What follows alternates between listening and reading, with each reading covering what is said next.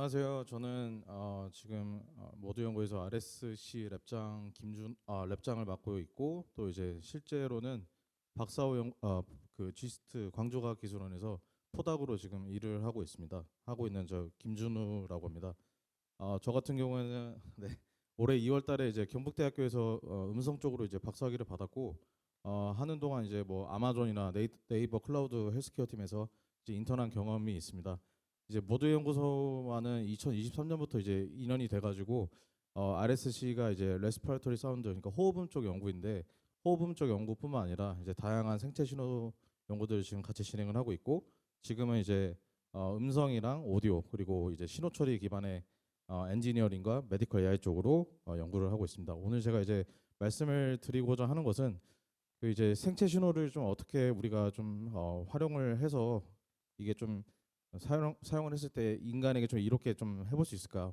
뭐 이제 다르게 말하면은 어떻게 하면 좀 연구 아이템을 파인딩을 좀 찾아볼 수 있을까에 대해서 좀 생각을 해보고자 이제 오늘 모이게 됐는데요.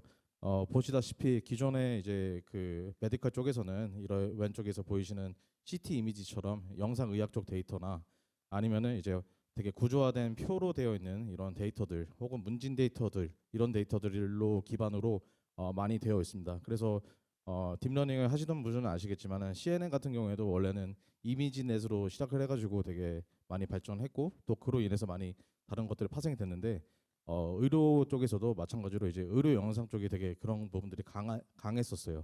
근데 이제 최근에는 다양한 뭐 센서 데이터나 아니면 이제 우리가 이제 쉽게 해볼 수 있는 시계를 차가지고 와치를 해서 이제 뭐 이런 생체 신호들 혹은 이제 뭐 정신의학 관련된 데이터가 이제 우리가 이제 뭐 말을 하는 데 있어서 이 사람은 좀 정신적으로 문제가 있을 수도 있고 아닐 수도 있고 그런 것들을 판별하는 연구들이 좀 많이 나오고 있습니다. 그래서 제가 이제 오늘 말씀드리고자 하는 것은 이런 기존의 그런 물론 의료 영상이나 이런 텍스트 같은 데이터뿐만 아니라 다양한 생체 신호들 데이터를 넣어가지고 우리가 이제 좀 약간 멀티모달 관점으로 좀 이렇게 해볼 수 있지 않을까 이런 얘기를 이제 좀 해보고자 합니다. 네, 그래서 이 생체 신호의 가장 큰 장점은 뭐냐면은 일단 비용이 되게 쌉니다. 그래서 우리나라 같은 경우에는 이제 뭔가 우리가 뭐 응급실에 뭐 오게 되면 바로 이제 의사들이 좀 의심이 되면은 해볼 수 있는 게 뇌출혈 같은 것들 검사하거나 이제 아니면 MRI, CT 같은 것들 찍게 되는데 한 번 찍을 때마다 이제 비용이 되게 비싸잖아요. 근데 이제 여기서 보시다시피 뭐 웨어러블 센서나 아니면 이런 우리가 지금 일상적으로 차고 다니는 시계 혹은 이제 마이크나 핸드폰만 있으면 음성 같은 것도 녹음을 할 수가 있는데 이런 것들을 활용을 해가지고 저희가 어 이제 모델을 학습을 시킬 수가 있을 것이고 또 이런 이게 생체 신호들이 근거가 없는 것들이 아니라 이제 되게 컴퓨테이셔널 바이오마커로 사용되고 있는 것들에 대해서 제가 조금 소개를 한번 드려보고 그래서 이런 근거들 때문에 해볼 수가 있겠구나라고 이렇게 좀 말씀을 드려보고 싶습니다. 그래서 여기서 이제 보이는 음성 혹은 호흡음 쪽 혹은 이제 그 심장 박동 쪽 아니면 이제 뭐 손에서 나오는 이런 땀샘의 이런 양 이런 것들이 이제 모두 다 들어가 가지고 현재 이제 딥러닝 단계는 각각에 대해서 모달리티 스페시픽하게 학습이 되고 연구가 많이 되고 있고 그 하나의 주제가 이제 하나의 논문이 되고는 있지만 점차 가면 갈수록 뭐 보이스랑 레스피레토리 혹은 이 심장 박동이나 레스피레토리 되게 가깝게 있고 혹은 또 보이스랑 텍스트, 보이스랑 정신의학 이렇게 되게 멀티모델로 가는 추세인 것 같습니다. 현재로서는. 그래서 이 그림 같은 경우에는 이제 23년도에 나온 논문인데 이제 음성을 사용하게 되는 이유가 우리가 이제 뭔가 채팅을 하거나 누군가 대화를 할 때에는 순간적으로 이제 감정을 우리가 체킹할 때에는 되게 이런 식으로 이제 피크 치는 경우가 많은데 그에 비해서 이제 뭔가 음성을 계속 우리가 달아놓고 뭔가 호흡음이나 이런 것들을 착용을 한다면은 순간적인 베리에이션이 조금 더 덜하다라는 그런 좀 리뷰 논문이었고요. 그리고 이제 본격적으로 제가 가져온 것은 뭐냐면은 이제 이 음성 같은 경우에는 이 데이터 같은 경우에는 먼저 MFCC라는 데이터입니다. MFCC는 음성을 이제 퓨리에 트랜스폼을 써가지고 약간 인간이 들을 수 있는 가청 주파수로 만든 음성 특징 중에 하나이고 이제 머신러닝에 많이 사용이 되는 특징인데요. 보시면은 그룹이 이제 검은 색깔은 정신적으로 이제 문제가 있는 우울증 문제가 있는 환자들 그리고 회색깔은 이제 일반적인 헬스 컨트롤 그러니까 대조군입니다. 그래서 보시면은 컨트롤과 디프레션 페이션트 간에 뭐 이제 통계적으로 유의미한 게 이제 특징에서 발견이 되었고, 이제 두 번째 그림의 오른쪽 같은 경우에는 이 사람의 주파수에 따라서 컨트롤군과 이 환자군 간의 에너지 차이가 이렇게 좀 유의미하게 나더라라는 것들이 이제 2018년도부터 좀 밝혀지면서 이때는 이제 좀 트랜스포머가 한참 나왔던 시대였었거든요.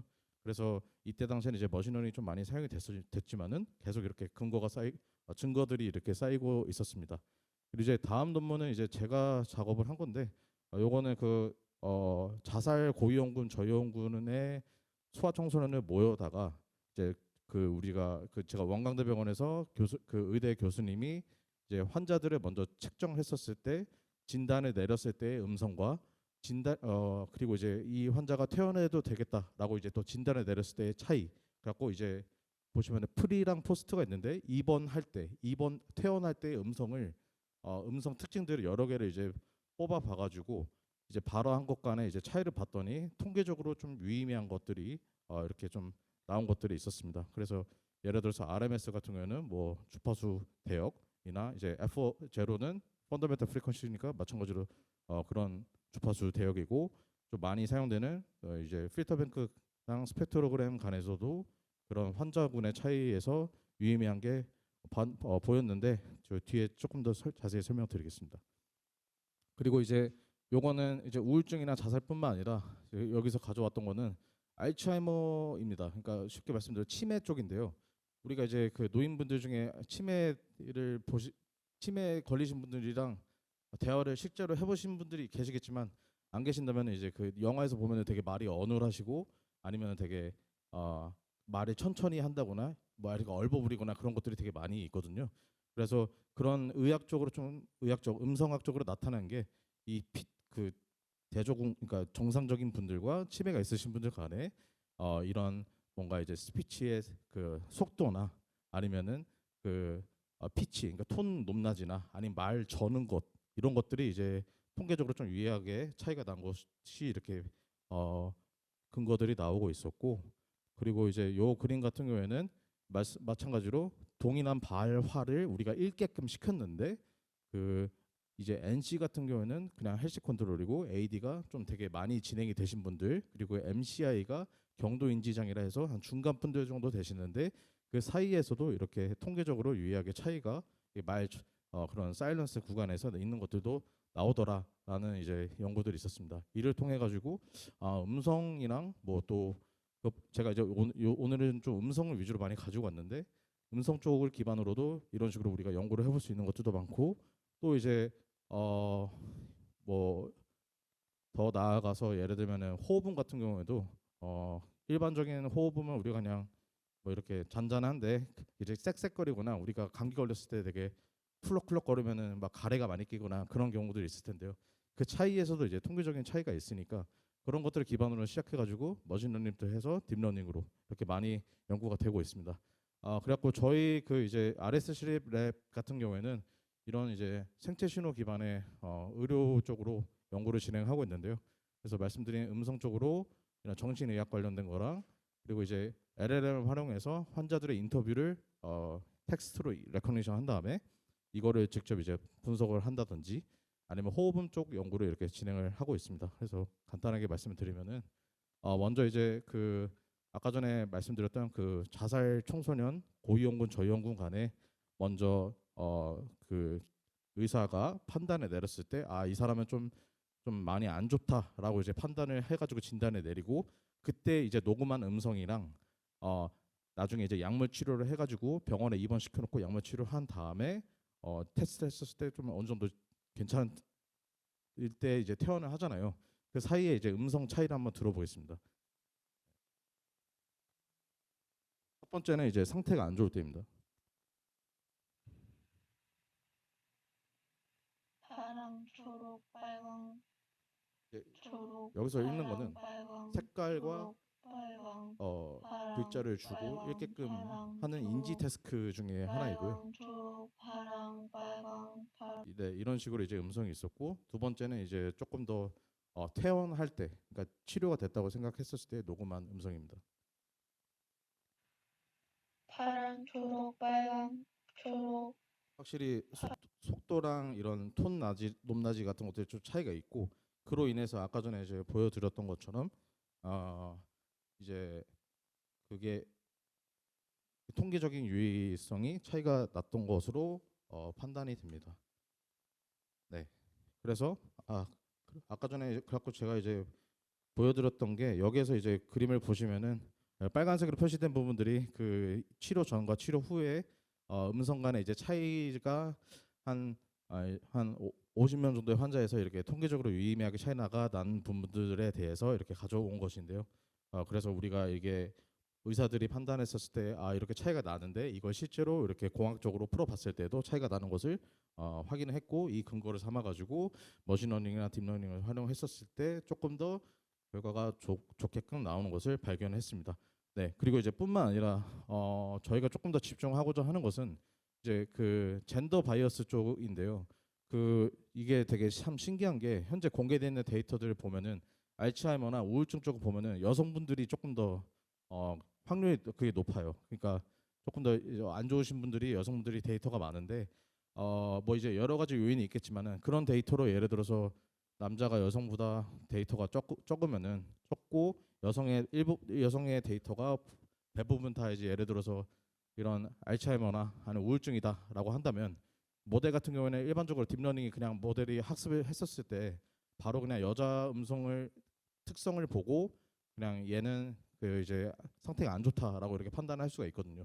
그래서 그런 것들을 좀 해결하기 위한 기법으로 이제 도메인 어댑테이션을 넣어가지고 진행을 할 수가 있습니다. 그래서 여기 이제 왼쪽에서 보시는 거는 저희가 그냥 아무것도 이제 그냥 음성만 넣고 레이블을 줘가지고 학습했었을 때 보시면은 남자와 여자 간에 이렇게 클러스터가 잘 이렇게 나오거든요. 그러니까 이렇게 잘 나온다는 얘기는 뭐냐면은 바이어스가 남자 여자 간에 되게 많이 껴있다라고 이렇게 저희가 해석을 할 수가 있어요. 그래서 갖고 이거를 조금 더 물론 100% 완화는 하지 못했지만은 조금 이렇게 완화하는 게 남자 여자를 조금 이렇게 섞어서 클러스터 믹싱 시키는 게 조금 더 이제 도메인 관점 그 모델 관점에서는 이거를 도메인 디스트리뷰션을 차이를 해결을 했다라고 이렇게 주장할 수가 있고 오른쪽 그림도 마찬가지로 이제 남자와 여자 간에 그리고 이건 이제 소아 청소년 데이터였는데 이렇게 클러스터가 있는 것을 조금 이렇게 완화시킨다든지 그런 연구들을 지금 하고 있습니다. 이게 되게 중요한 게 이제 실제로 우리가 뭔가 공개된 데이터를 가져다가 학습을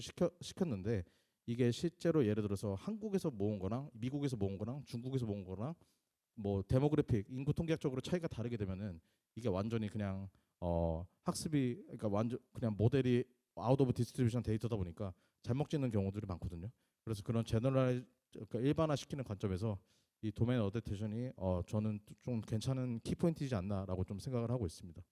그리고 이제 다음 연구 같은 경우에는 알츠하이머 관련된 연구인데 이게 좀 되게 유명한 그림 중에 하나입니다. 그래서 디멘티아 뱅크라고 하는 그 미국의 치매 관련된 그 기관이 있습니다. 여기에서는 이제 치매 환자들에 대해서 음성을 녹음할 때 어떻게 하냐면은 이런 식으로 쿠키를 훔쳐가는 그림을 주고 이 일반인들과 경도인지 장애 그리고 알츠하이머에 걸리신 분들을 대해서 이렇게 묘사를 하라고 합니다. 그럼 이 묘사를 통해 가지고 우리가 얻을 수 있는 거는 실제로 그 알츠하이머 걸리신 분들은 조금 말 저는 게 되게 심했고 그러니까 아까 전에 그 구해진 그 통계적인 결과들이 이러한 결과를 그림을 통해서 이제 나올 수가 있는 거죠. 그래갖고 이렇게 모아진 거를 가져다가 여러 연구에서 이렇게 연구를 진행해 보니까 그냥 음성만 쓰는 것뿐만 아니라 이제 음성 인식된 결과, 그러니까 말 저는거나 오타가 있다거나 이런 것들이 이제 통합적으로 같이 멀티모달을 했었을 때 성능이 좀 좋았었고 그래서 이런 것들을 기준으로 저희도 멀티모달 관점으로 연구를 진행을 하고 있습니다. 네, 그리고 이제 요 그림 같은 경우에는 그러니까 그 이건 이제 왕강대병원에서 만든 건데 소아 청소년이 이제 LLM이랑 그러니까 핸드폰 어플리케이션 통해 가지고 서로 대화를 하면서 예를 들어 뭐 오늘 무슨 일 있었냐라고 물어봤을 때 되게 이제 뭐 자살하고 싶다, 뛰어내리고 싶다 이런 것들이 나오게 되면은 센서티브 토픽으로 이렇게 검출을 시키고 그뿐만 아니라 이제 문맥적으로 판단을 해가지고 무슨 문제가 있으면은 바로 의료진한테 이제 인터벤션 중계를 할 수 있도록 하는 그런 이제 연구들도 한 200명 정도 환자를 모아가지고 지금 진행을 하고 있습니다. 네. 그리고 이제 원래 저희가 근본이었던 이제 호흡음 쪽으로는 2023년부터 여러 가지 연구를 하면서 매년마다 이제 그 인터스피치나 알케스프 같은 곳에 이제 신호처리 학회에다가 계속 논문을 내고 있고 계속 최첨단 성능을 이제 공개된 데이터셋에 대해서 달성을 하고 있습니다. 근데 이게 이제 문제가 뭐냐면은 이게 데이터가 ICBHN이라는 데이터인데 이 그리스랑 그 유럽 쪽에서 모은 데이터거든요. 근데 이거를 가져다가 이제 저희가 기회가 생겨가지고 서울대병원이나 고려대학교 병원에서 모은 음성 데이터를 호흡음 데이터를 가져다가 같이 평가를 해보니까 학습이 되게 잘 안 됩니다. 일반적으로 딥러닝 같은 경우에는 데이터가 많으면 많아질수록 학습이 더 잘 되는 그런 경향이 있는데 인구 통계학적으로 완전 차이가 나고 예를 들어서 우리가 지금 뭐 동일한 목소리를 가져다가 아이폰이나 갤럭시로 이제 녹음을 하고 서로 이렇게 까보면은 좀 특성이 다르거든요. 그런 것처럼 청진기 같은 경우에도 디지털로 돼 있으니까 좀 차이가 많이 나고 또 이 청진하는 위치에 따라서 소리가 다르게 나고 또 의사의 숙련도에 따라서 다르게 나오기도 하고 아예 그냥 그 유럽이나 한국인 간의 그런 차이도 많이 나잖아요. 그래서 그런 것들을 좀 종합적으로 고려하기 위해서 이런 병원 크로스 하스피탈 잘 되기 위한 걸로 여기도 마찬가지로 이제 이런 환자의 메타데이터를 가져다가 도메인 어댑테이션을 하는 것을 이렇게 적용을 하고 있고 이걸로 좀 재미를 많이 보고 있습니다 현재는. 네.